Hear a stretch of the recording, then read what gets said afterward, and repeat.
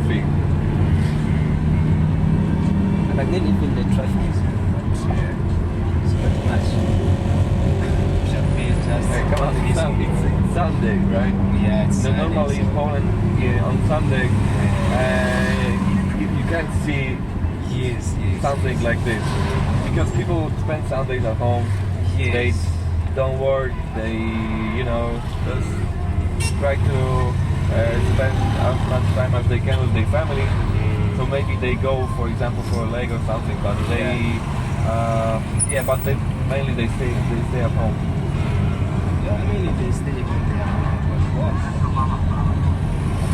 Some of these people here, they are just contracted to the houses actually. So on Sunday, these weekends, by the way, the weekends, it's just the days they engage